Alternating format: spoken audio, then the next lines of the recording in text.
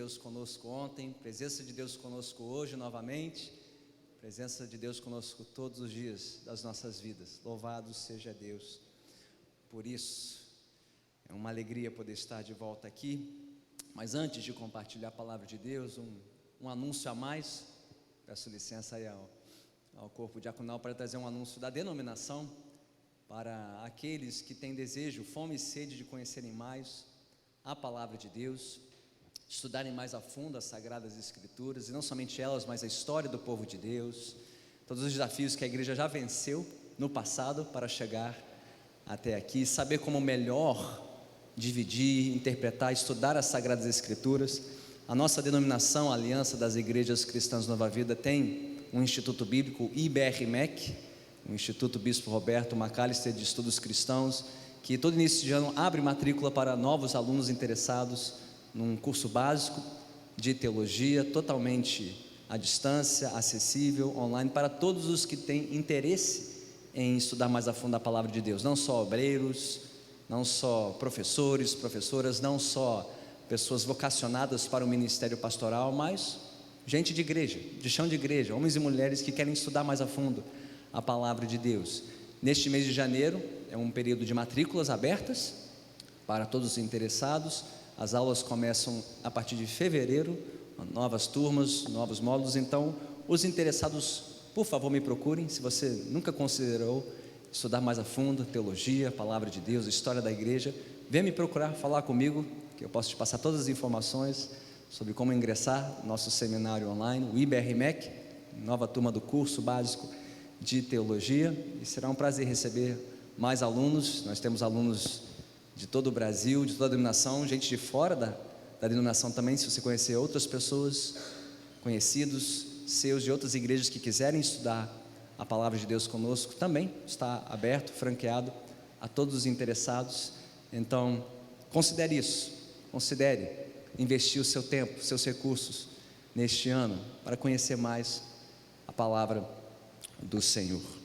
Hoje à noite, às 18 horas, Diácono Luiz estará aqui dando continuidade à série iniciada semana passada sobre os Cânticos do Servo, as meditações aí no livro de Isaías.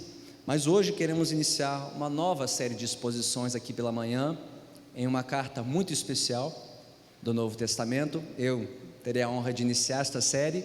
Os meus colegas de ministério e amigos de confiança do Bispo Weber estarão aqui se revezando comigo nas próximas semanas, todo domingo de manhã, expondo a epístola de Tiago, entendendo que crer é viver.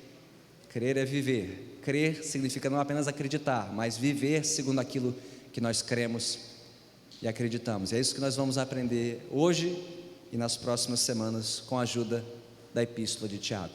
Então eu te convido, desde já, a abrir a sua Bíblia comigo, na epístola de Tiago, capítulo 1.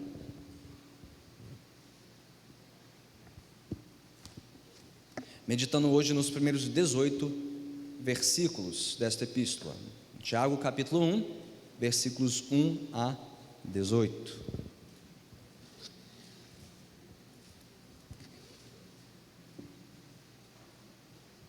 E tendo encontrado o texto sagrado, fique de pé comigo em reverência à leitura da palavra de Deus.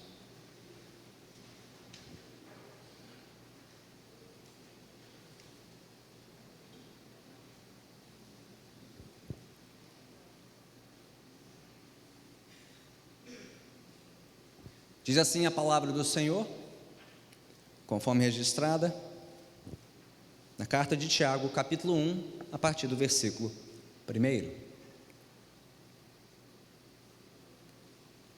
Tiago, servo de Deus e do Senhor Jesus Cristo, às 12 tribos que se encontram na dispersão, saudações. Meus irmãos, tende por motivo de toda alegria o passardes por várias provações, sabendo que a provação da vossa fé, uma vez confirmada, produz perseverança. Ora, a perseverança deve ter ação completa, para que sejais perfeitos e íntegros, em nada deficientes. Se porém algum de vós necessita de sabedoria, peça a Deus, que a todos dá, liberalmente, e nada lhes impropera, e ser-lhe-á concedida. Peça, porém, com fé, em nada duvidando, pois o que duvida é semelhante à onda do mar, impelida e agitada pelo vento. Não suponha esse homem que alcançará do Senhor alguma coisa. Homem de ânimo dobre, inconstante em todos os seus caminhos. O irmão, porém, de condição humilde, glorie-se na sua dignidade, e o rico na sua insignificância, porque ele passará como a flor da erva. Porque o sol se levanta com seu ardente calor, e a erva seca, e a sua flor cai, e desaparece a formosura do seu aspecto. Assim também se murchará o rico em seus caminhos. Bem-aventurado o homem que suporta com perseverança a provação, porque depois de ter sido aprovado, receberá a coroa da vida, a qual o Senhor prometeu aos que o amam.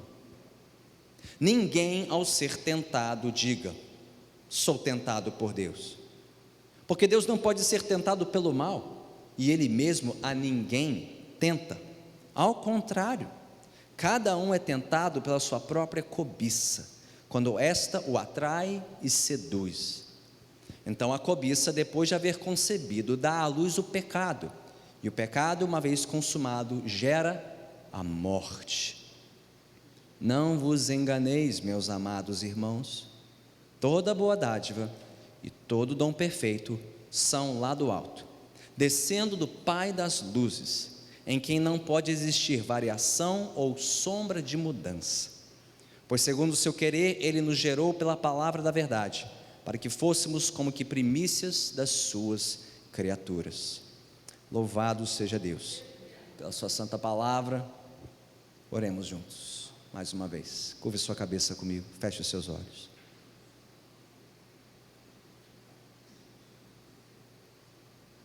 Ó eterno Deus da criação, soberano, todo-poderoso, tudo criaste pela tua palavra, tudo sustentas pela tua palavra. Tu nos chamaste aqui pelo poder da tua palavra e nos reuniste, Senhor, para darmos-te ouvidos, plena atenção a tudo aquilo que o Senhor quer nos falar e nos ensinar por meio da tua santa palavra. A tua palavra é vida, a tua palavra é luz. Dá-nos, Senhor, da tua vida e da tua luz nesta manhã, para que, compreendendo a tua palavra, possamos viver mais e mais conforme aquilo que ouvimos e aprendemos do Senhor. Deus Santo, capacita-me pelo teu Espírito para ser um instrumento desimpedido da tua verdade e da tua graça. Senhor, prepare as nossas mentes e os nossos corações para não só compreender, mas para acatar e pôr em prática tudo aquilo que o Senhor nos mostrará hoje e nas próximas semanas, a partir da epístola de Tiago. Em tudo isso edifica a tua igreja, traze glória ao teu nome. Nós assim oramos, em nome do Senhor Jesus Cristo, que vive e reina para todo sempre. Que o povo de Deus diga amém. Amém. Podemos assentar.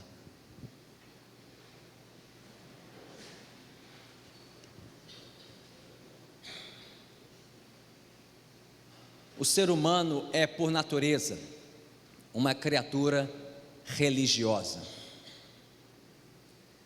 Quer o ser humano esteja se prostrando, se curvando diante de uma imagem religiosa, diante da estátua de um político, um grande líder governamental, quer esteja se curvando diante de um craque do futebol, o astro do cinema, a estrela do momento da música, ou se curvando diante de um patrimônio, dos seus bens, suas conquistas materiais.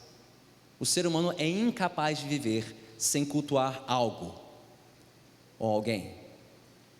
Ao longo da história, a raça humana tem desenvolvido diversas maneiras de expressar sua religiosidade. Quem lê as páginas do Antigo Testamento ouve falar de tantos povos e dos seus deuses, cada qual com seus credos, suas confissões, sua maneira de cultuar, de sacrificar para estes deuses. E Deus em todo tempo se distinguindo, se diferenciando desses outros deuses, dos demais povos. Ainda hoje, a raça humana é criativa na sua religiosidade. Temos uma nova religião do momento, do último século, uma religião que diz que todos os caminhos levam para Deus, que nenhum caminho é melhor que o outro, que todas as religiões são iguais, cada um escolhe a sua. E, tal qual política e de futebol, religião não se discute, cada um com o seu caminho, conforme o seu querer. Isso também é uma religião, é uma forma de crer e viver. Mas a pergunta é: todos os caminhos são iguais? Todas as religiões são igualmente verdadeiras e válidas? Basta apenas a sinceridade da fé de cada um, que a sua fé esteja em um Deus ou em outro, naquela ou na outra figura política ou religiosa? Quando estudamos a história do cristianismo, também vemos muitas variações, muitas mutações e perversões da fé cristã, a ponto de nos primeiros séculos a igreja ter que defender a verdadeira fé, distinguir o certo do errado, o erro do acerto, definir o que é a verdadeira fé cristã, segundo as Sagradas Escrituras. Homens e mulheres deram a sua vida, seu suor, seu sangue, lágrimas, para defender a verdadeira fé cristã, das suas perversões e mutações. Mas hoje, assim como no mundo religioso, ao nosso redor, parece que na igreja também virou um vale tudo, cada um crendo como quer, fazendo o que lhe parece certo aos próprios olhos, ninguém podendo dizer que é melhor que o outro, que pensa melhor que o outro, que vive melhor que o outro, no verdadeiro período dos juízes, cada um fazendo o que é reto e pensando o que é reto aos seus próprios olhos. Mas pergunta: toda forma de cristianismo é igual? Tudo aquilo que se chama de fé cristã é verdadeiramente a verdadeira fé ensinada pelas Sagradas Escrituras, defendida pelos profetas do Antigo Testamento e os apóstolos do Novo Testamento? Será que podemos nos contentar com esse vale tudo que virou a igreja dos nossos tempos? Onde encontramos a resposta? Onde podemos saber, discernir o certo do errado, o verdadeiro do falso? Como descobrir qual é a religião verdadeira que agrada a Deus? Não é na nossa cultura, é nas Sagradas Escrituras. É pela voz de Deus que podemos discernir a verdadeira religião que agrada ao Senhor. E hoje, creio eu, a igreja de Cristo nesta terra carece de duas coisas: tanto de um resgate da fé, a verdadeira doutrina ensinada pela palavra de Deus, mas não só isso, também precisa de um resgate da vida condizente com esta fé. De novo, não basta apenas crer sem viver, é preciso crer e viver.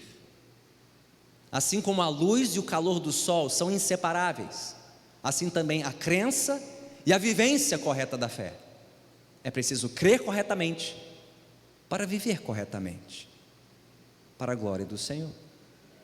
E para nos ajudar nisso, creio eu, nós temos diante de nós uma preciosa ajuda na carta do apóstolo Tiago, que nos ajudará exatamente nisso, a alinhar a nossa fé e a nossa vida segundo os padrões do Senhor. Mas quem é este que escreveu esta carta? Para quem ele escreveu essas palavras e por quê? As respostas já se encontram no primeiro versículo, a título de apresentação. Olhe comigo para a sua Bíblia, Tiago capítulo 1, versículo 1. Diz a palavra: Tiago, servo de Deus e do Senhor Jesus Cristo, às 12 tribos que se encontram na dispersão, saudações. Esta é uma carta eminentemente pastoral, escrita por um pastor eminente da igreja primitiva. Esse Tiago se apresenta como servo, literalmente um escravo de Deus e do Senhor Jesus Cristo. A história nos diz que este foi um dos irmãos de Jesus, não só um dos servos dele, mas um dos irmãos de Jesus. O primeiro bispo de Jerusalém, líder da igreja primitiva, ele está lá em Atos capítulo 15, conduzindo a igreja no seu primeiro concílio. Ele aparece de novo lá em Gálatas capítulo 1, versículo 19, um dos primeiros líderes da igreja, uma das primeiras referências da igreja primitiva, escrevendo uma das primeiras cartas, uma das mais antigas. Alguns creem que Tiago foi a primeira carta escrita, dentre todas que temos no Novo Testamento. Apesar da ordem na Bíblia ser diferente, Paulo vem primeiro pelo número de cartas.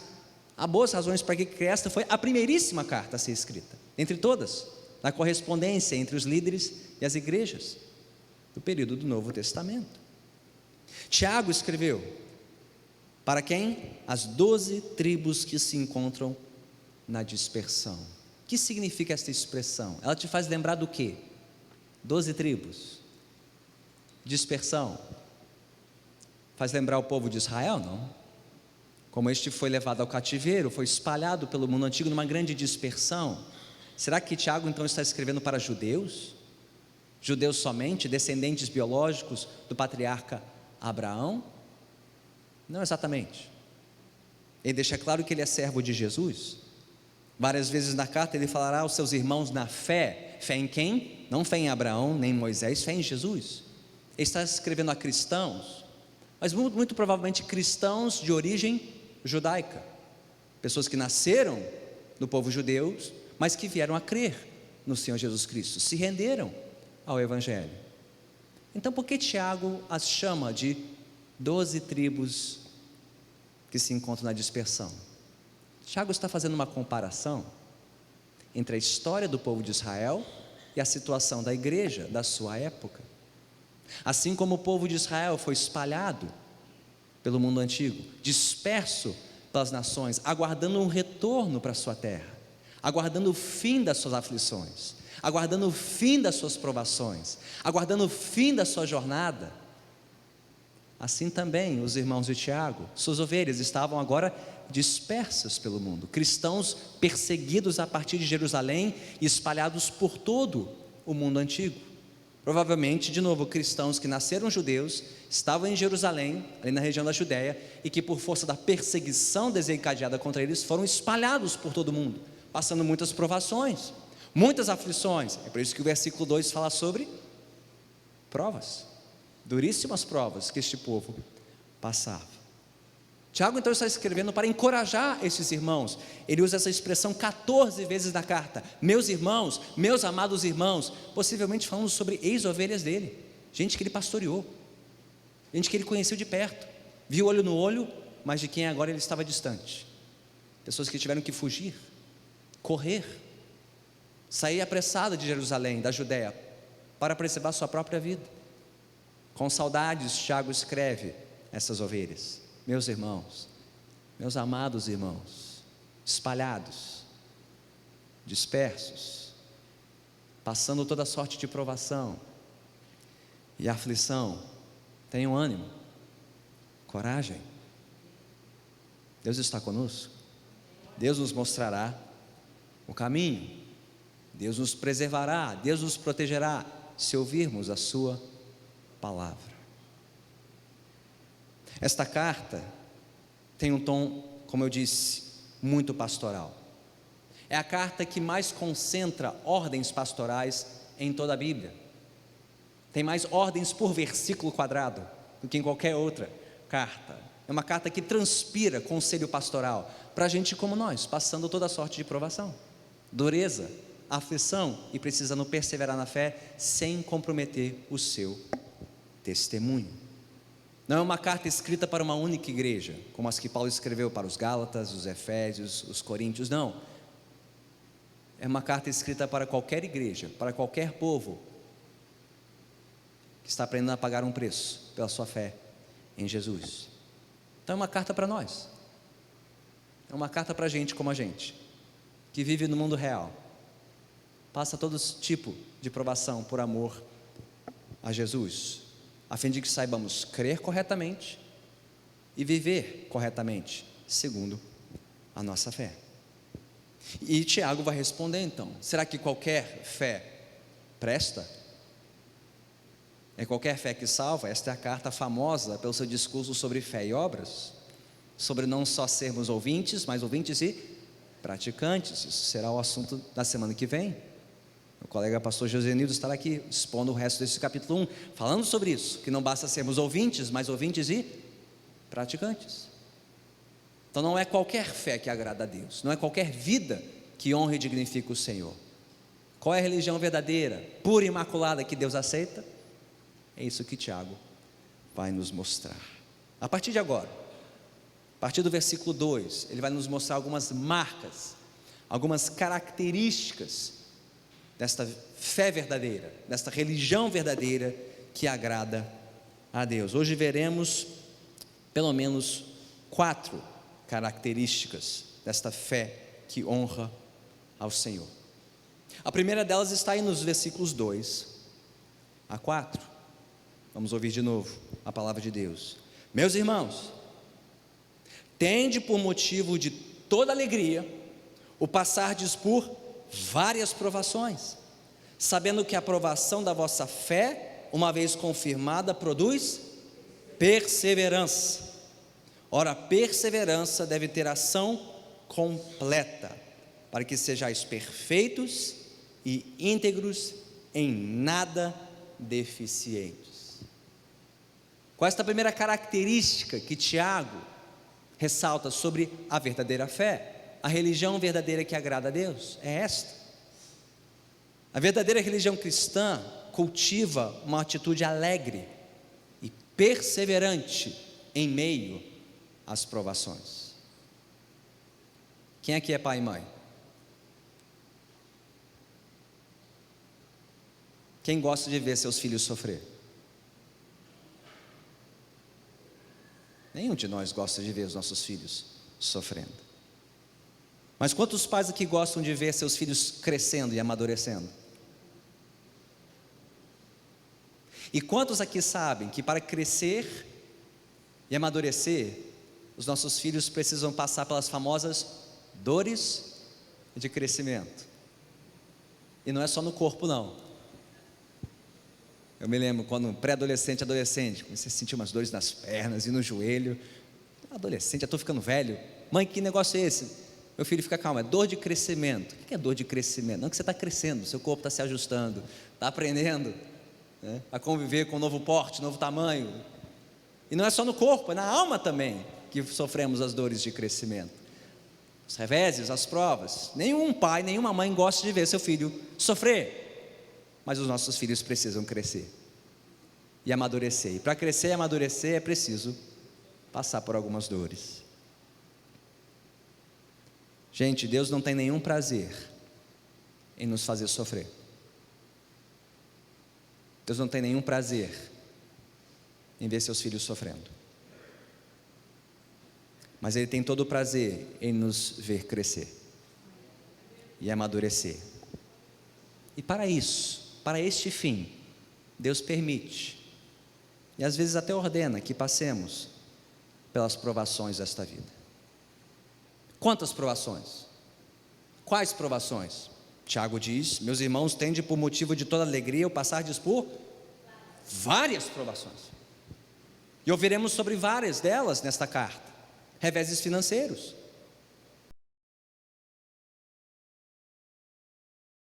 perseguição social e cultural. Deus permite e pode até ordenar que passemos por várias provações, mas não com o intuito de nos ver sofrer. De novo, Deus não tem prazer nenhum em nos ver sofrer, mas com este fim, e por isso podemos nos alegrar, para que a prova da nossa fé produza perseverança. Em alguns lugares você ouvirá a pregação: pare de sofrer. Não nesta igreja, porque a Bíblia não ensina isso. Mas o que a Bíblia ensina é: pare de sofrer sem motivo. Neste mundo teremos aflições, vamos sofrer, essa é a vida real. E a vida cristã tem a sua parcela de aflições a mais, mas elas não são sem motivo, sem propósito. Por isso podemos nos alegrar, porque elas têm um motivo sublime e santo. Não nos alegramos por causa das provações, mas por causa daquilo que Deus está fazendo em nós, por meio das provações. Esse é o intuito aqui de Tiago ao escrever essas palavras. Não é aguenta firme, não é sofra calado, não é finge que vai passar logo, não. Meus amados, tenham por motivo de enorme alegria o fato de passarem por várias provações, porque a prova da sua fé produz perseverança, e a perseverança tem que ter ação completa. Quem define a duração da provação? A natureza da provação? Quem controla todas essas coisas? É o Senhor. Elas não duram nem um minuto a mais e nem um minuto a menos daquilo que Deus ordenar. Por quê? Porque a prova da fé tem que ter ação completa, para que sejamos perfeitos. O sentido aqui é para que sejamos maduros, íntegros, sem nos faltar coisa alguma. Meus irmãos, assim tem sido com todo o povo de Deus ao longo da história. Assim é com o povo de Deus ainda hoje ao redor do mundo. Milhões dos nossos irmãos e irmãs cristãos sendo perseguidos, não por falta de fé, justamente o contrário, por crerem em Jesus, estão sofrendo, padecendo toda sorte de dor. Mas lembremos também do que o autor aos Hebreus disse, em Hebreus 5:8, que Jesus, mesmo sendo filho de Deus, aprendeu a obediência pelas coisas que sofreu. Mesmo o Filho de Deus encarnado, enquanto homem, aprendeu a obediência, aprendeu a perseverar, por meio do sofrimento. Então, se nós somos discípulos de Jesus e seguidores de Jesus, nós estamos na mesma escola dele. Ele aprendeu a obediência pelas coisas que sofreu. Como é que nós aprendemos a obediência? Como é que nós aprendemos a crer e perseverar? Qual é a escola que Deus instituiu para o seu Filho amado e para os seus discípulos aqui na terra? É a escola do sofrimento. De novo, Deus não tem nenhum prazer em nos ver sofrer, mas Ele tem prazer em nos ver crescer e amadurecer. E não, Deus não nos dá perseverança, Deus ensina perseverança. Deus não nos dá fé, Ele ensina a fé. Por meio do quê? Gente, é fácil ter fé quando tudo vai bem. Ninguém precisa aprender a perseverar quando as contas estão todas pagas, a saúde está em dia e tudo vai bem. Qualquer um persevera nessas circunstâncias. Perseverança se aprende na provação, fé se aprende na luta da vida. Essa é a jornada cristã. O que nos mostra que Tiago não está descrevendo a exceção da vida cristã, não, ele está descrevendo o que é a vida cristã. É uma jornada, é uma peregrinação. A vida cristã não é um passeio no parque, não é um carrossel, não é uma roda gigante em que tudo move lentamente, uniformemente, de forma previsível. Não, é mais parecido com uma montanha russa, e você não sabe qual é a próxima queda ou a próxima curva. É uma maratona, uma longa jornada, com várias etapas, algumas mais difíceis que as outras, mas esta é a vida cristã. Tal qual a criança ou jovem que carece de instrução e amadurecimento constante, o cristão é aquele que está sendo constantemente amadurecido e aperfeiçoado na sua fé. Como? Por meio das suas provações, tanto as que são comuns a todo o povo de Deus, como aquelas que são peculiares à sua vida. Algumas das nossas aflições são comuns, outras são só suas e só minhas, mas é o mesmo Deus que está trabalhando em todos nós, em todas as nossas vidas, em todos os momentos, em todas as circunstâncias. Então, como já disse o pastor John Piper, gosto de relembrar as palavras dele: não desperdice as suas provações. Não desperdice as suas provações. Não tente apenas sobreviver às suas provações. Prender a respiração, fechar os olhos e dizer: vai passar, vai passar, vai passar. Não faça isso. Não desperdice as suas provações. Elas são um instrumento nas mãos de Deus para nos fazer crescer. Crescer como nós nunca cresceríamos em tempos de bonança e paz. Um servo de Deus, que viveu no século XVIII, um inglês chamado William Cowper, foi um aluno nessa escola também. Ele foi poeta inglês, um compositor de vários hinos evangélicos belíssimos, mas um homem que teve uma vida dura. William Cowper ficou órfão de mãe aos 6 anos de idade. 6 anos de idade. E aos 8 foi encaminhado para o pensionato, para ser criado por terceiros.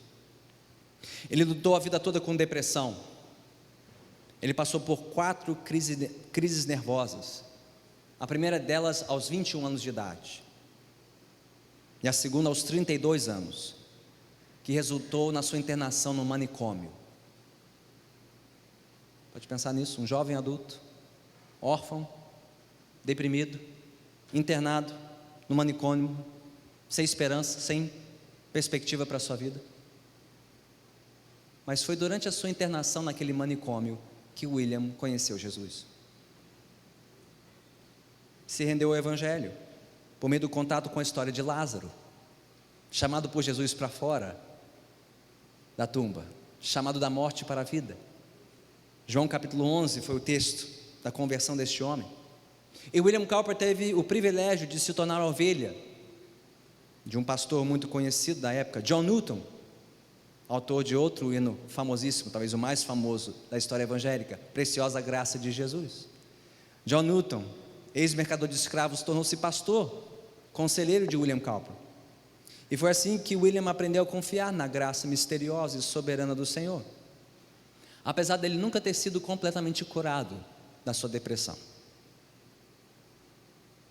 Mas ele testemunhou do seu Deus em um hino intitulado Deus se move de formas misteriosas.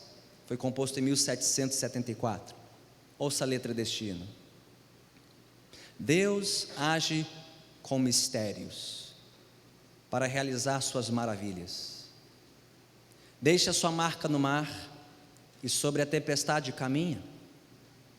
Em insondáveis jazidas com infalível destreza, entesoura seus esplendorosos desígnios e opera sua vontade soberana. Vós, santos tementes, tomem nova confiança. As nuvens que tanto temeis são grandes em misericórdia e rebentarão em bênçãos sobre as vossas cabeças. Não o julgue da sua pequenez, confia na sua graça infinita. Para cada dificuldade, Ele reserva uma vitória bendita. Seu propósito se revelará, a cada hora o vemos se desenrolar. Talvez no início seja duro, mas o descanso Ele dará. Incredulidade pura é errada, não adianta questionar. Deus conhece seus motivos e claramente os revelará. Deus conhece os seus motivos e claramente os revelará. Meus amados irmãos, como estamos enxergando a vida cristã? Como você enxerga a vida cristã? Um passeio no parque, um carrossel, uma festa sem fim, uma jornada dura, uma maratona longa, cheia de obstáculos e provações. Como estamos respondendo a essas provações? Um coração alegre, confiante, submisso ao Senhor? Ou seu coração se agita, cheio de incredulidade, cheio de temor, cheio de medo? Entendemos que estamos na escola de Jesus, estamos sendo conformados à imagem de Jesus, um homem de dores, que aprendeu a obediência pelas coisas que sofreu. Que você, tal qual o vaso nas mãos do oleiro, está sendo moldado, barro como eu, à imagem do Senhor. lapidado em cada canto, a cada prova, a cada teste, até o dia em que seremos perfeitos e íntegros, maduros, sem nos faltar coisa alguma. Até aquele dia, o Senhor está trabalhando, nos conformando à imagem do nosso Senhor e Salvador, que suportou as suas aflições até a morte e morte de cruz, para nos salvar, nos perdoar todos os nossos pecados. Mas essa é só a primeira marca da verdadeira vida cristã. Há pelo menos mais 3 aqui, vamos para a segunda delas. A primeira é esta: uma atitude alegre e perseverante em meio às provas. Qual é a segunda? Está aí nos versículos 5 a 8. É uma fé que confia e depende da sabedoria de Deus. Como Tiago terminou o versículo 4, que as nossas provações devem ter ação completa, a fim de que sejamos perfeitos e íntegros, sem nos faltar coisa alguma. E aí o que ele diz no versículo 5? Se alguém tem falta, Deus está trabalhando para que nada falte. Mas se nos faltar alguma coisa, peçamos a Deus. E se nos faltar principalmente o quê? Sabedoria. O que nós mais precisamos durante a provação? Sabedoria. Que nada mais é do que aprender a enxergar a vida como Deus a enxerga, e viver a vida como Deus quer que nós a vivamos. O que nós mais precisamos na hora da provação é da sabedoria de Deus. Saber como crer e viver conforme a vontade de Deus. Ora, na antiguidade, quando os navios se lançavam ao mar, a esperança deles conseguirem retornar para o porto seguro e não colidirem contra as rochas era uma invenção maravilhosa. Era o quê? O que conduzia o navio ao porto seguro? Para que ele não batesse contra as rochas, ele precisava de um farol. Um farol pelo qual se guiar, que iluminasse o caminho e servisse de referência para a sua navegação. Os antigos faróis serviam este propósito antes de existirem os novos instrumentos de navegação que o meu cunhado Weber desenvolve aí e comercializa, ele e tantas outras empresas. Antes desses instrumentos tecnológicos, o que tinha era o farol. Era o farol quem guiava, quem mostrava o caminho para desviar de uma colisão que poderia ser fatal para a tripulação do navio. Assim como os antigos faróis serviam de referência para os navios, especialmente no mar revolto, assim a sabedoria de Deus é o nosso farol, é a nossa luz, para sabermos navegar pelos mares revoltos da vida. É ela que nos guia.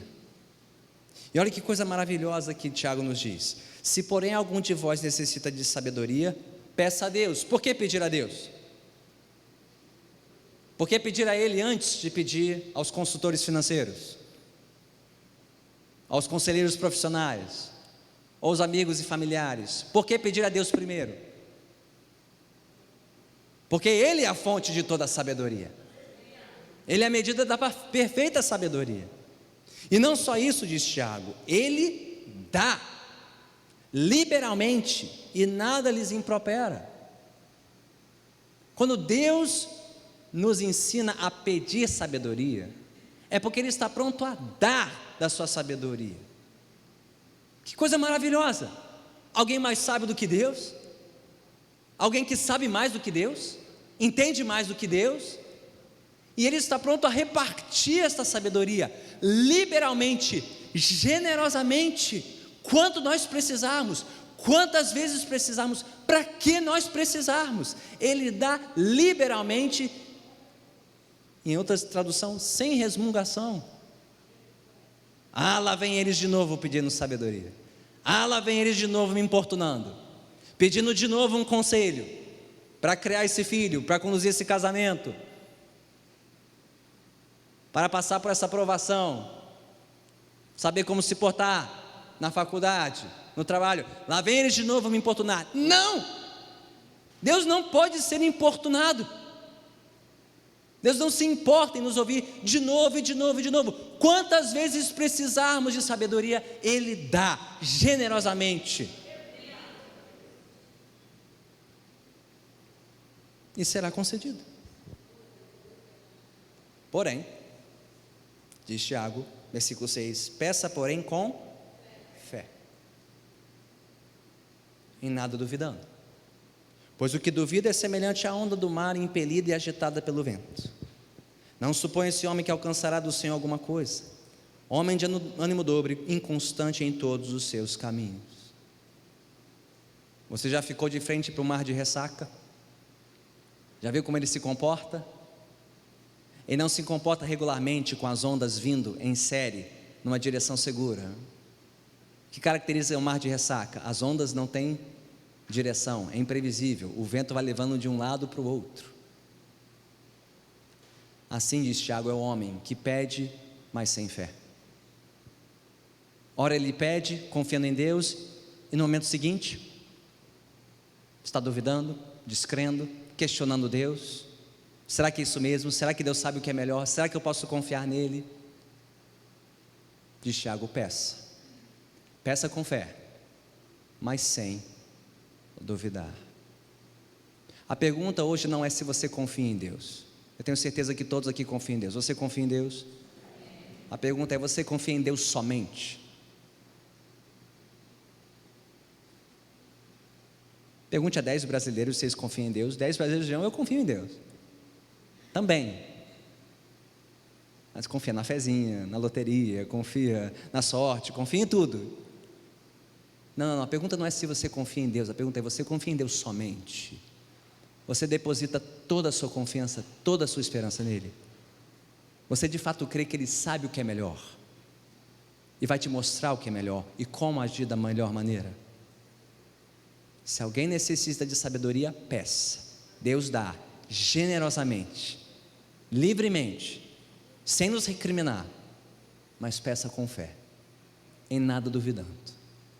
Não imagine este que receberá qualquer coisa da parte de Deus. Meus amados irmãos, diante das provações desta vida, temos pedido isso? O que você mais pede a Deus na hora da provação? Livramento? Socorro? Alívio? Sabedoria. Sabedoria. Saber enxergar as coisas da ótica de Deus e fazer o que agrada a Deus na hora da provação. É isso que nós precisamos. Sabedoria. Deus sabe o que está fazendo. Vai levar isso a um bom fim. Não vai nos desamparar. Vai nos conceder tudo o que precisamos para chegar ao fim desse processo, se confiarmos nele e nele somente. Estamos confiando no Senhor e nele somente, ou nele também? Temos olhado fixamente para aquele que é o nosso farol de sabedoria, a quem Paulo chama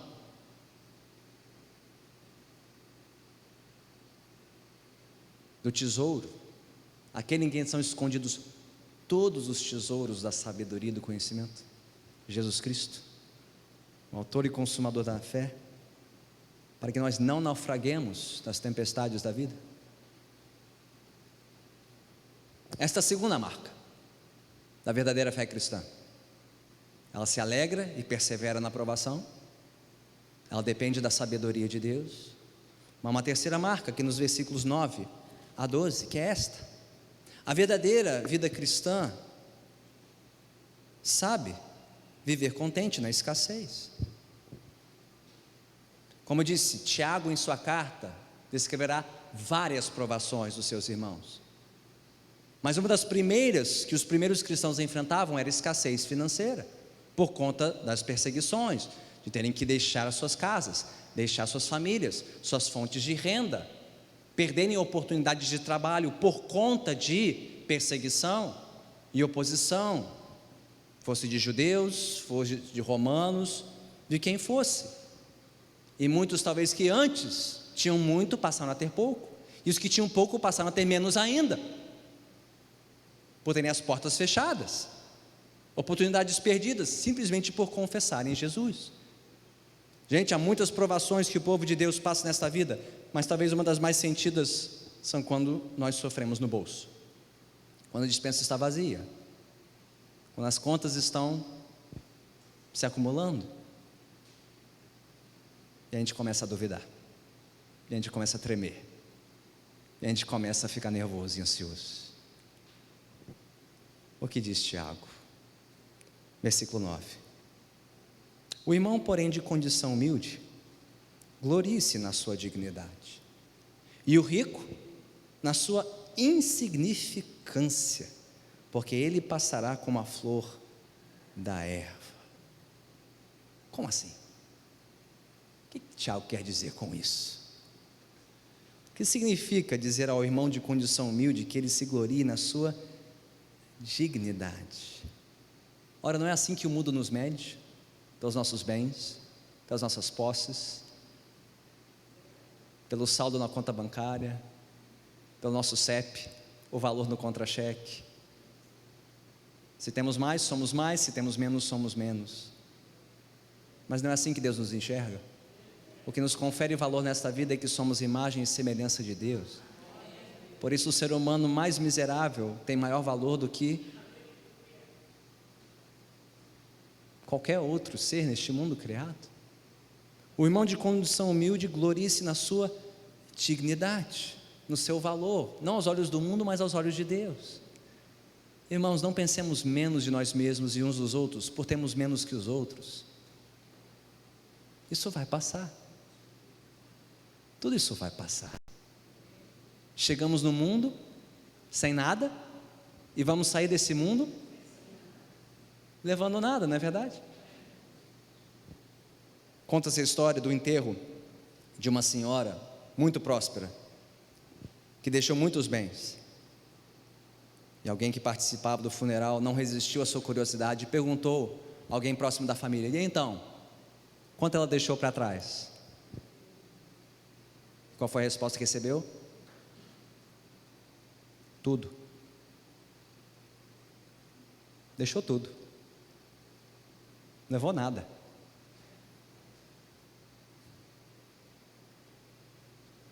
O rico glorie-se na sua insignificância. Por quê?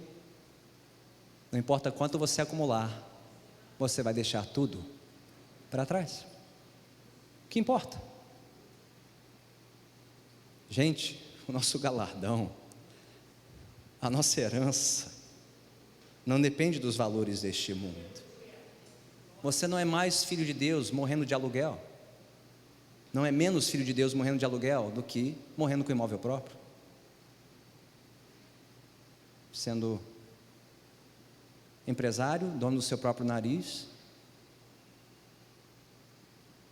ou diarista. Não importa. Isso não importa aos olhos de Deus. Pode importar aos olhos do mundo, mas não importa aos olhos de Deus. O irmão humilde glorie-se na sua dignidade. Glorie-se no fato de confiar em Deus pelo seu sustento, dia a dia. Há grande honra nisso. E o rico glorie-se na sua insignificância, porque passará como a flor da erva. O sol se levanta com seu ardente calor, a erva seca, a sua flor cai, desaparece a formosura do seu aspecto. Assim também se murchará o rico em seus caminhos. Tudo isso vai passar, gente. Só uma glória não passa. É a que está no versículo 12. Bem-aventurado o homem que suporta com perseverança a aprovação, porque depois de ter sido aprovado, receberá a coroa da vida, a qual o Senhor prometeu aos que o amam. É lá que está o tesouro.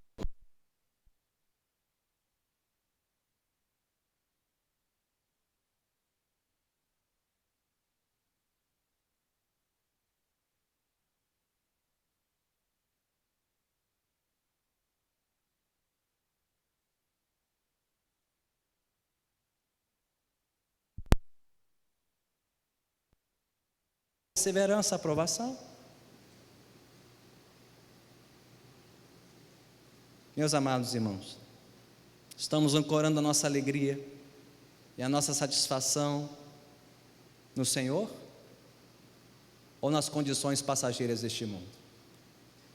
Você está medindo a sua alegria, a sua felicidade da sua situação material e passageira ou pela nossa condição espiritual e eterna? O que mede o seu valor? Qual é a medida da sua alegria? É o que está no seu bolso? Na sua conta bancária? É o número de bens em seu nome? O que disse Paulo na sua primeira carta aos Coríntios, capítulo 15? Se a nossa esperança se limita somente a esta vida, somos os mais miseráveis dos homens. Quer dizer que você pode ser miseravelmente pobre, mas você também pode ser miseravelmente rico. Porque se a sua esperança está somente nos seus bens, somente na sua condição material, então você é miserável, seja miseravelmente pobre ou miseravelmente rico. Mas quem espera a coroa da vida, quem aguarda a herança do Senhor, é bem-aventurado. É bem-aventurado. Então já temos 3 características da verdadeira vida cristã. Ela se alegra e persevera na provação. Ela confia e depende da sabedoria de Deus. Ela aprende a viver contente no Senhor, mesmo em meio às nossas privações. E por último, versículos 13 a 15. Ela se submete a Deus, em vez de acusá-lo. Se submete a Deus, em vez de acusá-lo. Versículo 13: ninguém ao ser tentado diga, sou tentado por Deus, porque Deus não pode ser tentado pelo mal e Ele mesmo a ninguém tenta. Ao contrário, cada um é tentado pela sua própria cobiça, quando esta o atrai e seduz. Então a cobiça, depois de haver concebido, dá à luz o pecado, e o pecado, uma vez consumado, gera a morte. Lembre-se do mar de ressaca. E o que acontece com o mar em ressaca? Como fica a praia depois do mar de ressaca? Fica limpinha, né? Cheirosinha, maravilhosa. O que acontece com o mar de ressaca? A praia fica como? Cheia de sujeira. Pergunta: foi a ressaca que produziu a sujeira? Não. O que a ressaca fez? Trouxe à tona toda a sujeira que já tinha sido despejada no mar. Não foi a ressaca que produziu a sujeira, foi a ressaca que trouxe à tona a aparência, a sujeira. Assim são as nossas provações, diz Tiago. Elas não são responsáveis pelas nossas tentações e pecados, não. Elas trazem à tona o que estava lá escondido no nosso coração. E o que acontece quando passamos por provações e tentações? Somos tentados por Deus? Não, diz Tiago. Deus não tenta ninguém, nem pode ser tentado pelo mal. Deus prova, é o diabo quem tenta. Deus prova para nos fazer crer e perseverar. O diabo tenta para nos acusar e nos destruir. Mas que ninguém diga que Deus está tentando. Deus não é o tentador, o diabo é o tentador. Mas como somos tentados na hora da provação a resmungar de Deus. Ah, se Deus soubesse. Ah, se Deus me amasse. Ah, se Deus realmente fosse bom, não me deixaria passar por essa prova, essa privação. Não ouça as mentiras do diabo. Tiago nos falará mais adiante no capítulo 4, resistam ao diabo, ele fugirá. Resistam. Mas o diabo só se vale das cobiças. Tiago também falará: de onde vêm as guerras e contendas que existem entre vocês? Não vêm das cobiças, das paixões dentro de vocês. E o que é a cobiça senão um desejo por aquilo que não temos e que não nos é lícito? Quando provados, quando privados, por meio das tentações, as tempestades da vida, vem à tona todo o lixo que já estava escondido lá. Não foi a provação que produziu o lixo, A aprovação só trouxe à tona o lixo que estava escondido lá no fundo do nosso coração, só esperando uma oportunidade para aparecer. Deus não tenta, Ele mesmo não pode ser tentado. Cada um é tentado pela sua própria cobiça, quando esta o atrai e seduz. Quem gosta de pescar aqui? Quem é pescador aqui? Como é que se atrai e seduz aquele peixão bonito? Você tem que botar uma isca, né? E qual é a melhor isca para atrair e seduzir o peixe? É uma isca viva, que mexe, né? Faz aquele movimento e o peixe vai lá, seduzido para isso que somente para ser fisgado, tragado. Diz Tiago, isso é a cobiça. É uma isca viva que esconde um perigo letal. E antes que percebamos, fomos atraídos, fomos seduzidos, que concebe o pecado, e o pecado gera morte. Irmãos e irmãs, vigiemos. O diabo é sujo e o coração enganoso. Guardemos o coração da cobiça, o desejo por aquilo que não temos e não precisamos no momento. Se Deus não deu, é porque não precisa agora. Se Deus quer que tenhamos, virá no tempo certo e na proporção certa. Não questione, contente-se, confie, vigie, vigie. Então, quanto estamos nos submetendo à vontade de Deus, em meio às nossas provações e tentações? Estamos ouvindo a cobiça do nosso coração? Ou estamos nos submetendo à voz de Deus? Dissemos que há 4 características aqui, mas deixe-me acrescentar a 5ª, que é assim que termina o texto, versículos 16 a 18. A verdadeira vida cristã se alegra e persevera na provação. Ela confia e depende da sabedoria de Deus. Ela aprende a viver contente na privação. Que mais? Ela se submete a Deus em vez de acusá-lo. Mas, gente, o que Tiago nos mostra aqui no finzinho é que a verdadeira vida cristã não vem de nós, é dom de Deus. Versículo 16: não vos enganeis, meus amados irmãos, toda boa dádiva, todo dom perfeito são de onde? São lá do alto, descendo do Pai das luzes, em quem não pode existir variação ou sombra de mudança. Pois segundo o seu querer Ele nos gerou pela palavra da verdade, para que fôssemos como primícias das suas criaturas. Deus não muda, nós mudamos. Deus não. Ora estamos fortes, ora estamos fracos, ora firmes, ora fraquejantes. Nós mudamos como as sombras do dia. Deus não muda. Ele é o Pai das luzes, em quem não há variação, nem sombra de mudança. Ele não muda.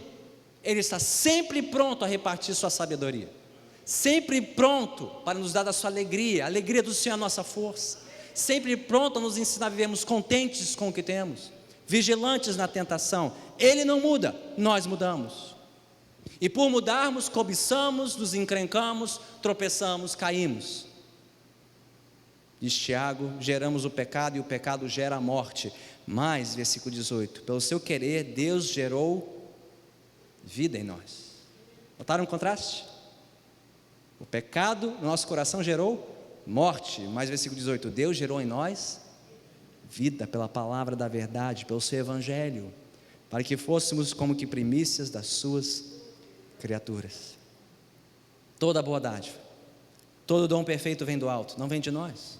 A verdadeira vida cristã não é algo que nós podemos produzir e realizar, é algo que Deus produz e realiza em nós. Não é pela sua força de vontade, não pode ser, é só pela graça e misericórdia de Deus. Ele nos escolheu, Ele nos fez fazer de novo, Ele nos fez nascer de novo pela palavra do Evangelho, para que fôssemos novas criaturas, para que vivêssemos novas vidas, para que crescêssemos e vivêssemos para a sua glória. Alguém aqui precisa de alegria na aprovação? Peça a Deus. Alguém precisa de perseverança na aprovação? Peça a Deus. Alguém precisa de sabedoria na aprovação? Peça a Deus. Contentamento na escassez? Peça a Deus. Força para resistir o pecado? Peça a Deus. Toda a boa dádiva, todo dom vem do alto, vem dele, é pela graça dele e para a glória dele somente. E como se isso não fosse o suficiente, Deus nos deu o que há de melhor. Quem lhe enviou lá do alto? O dom perfeito, o presente completo, seu próprio Filho, para ser provado como nós, mas sem pecado, crucificado em nosso lugar pelos nossos pecados, para que nós tivéssemos perdão e poder do Espírito para vencer todas as provações desta vida. Se você nunca parou para considerar que as provações desta vida são uma escola para nós, e que só existe um que passou por essa escola com 10 em todas as disciplinas, Jesus. Então hoje Ele te chama: renda-se a mim, pare de sofrer sem motivo, pare de sofrer à toa,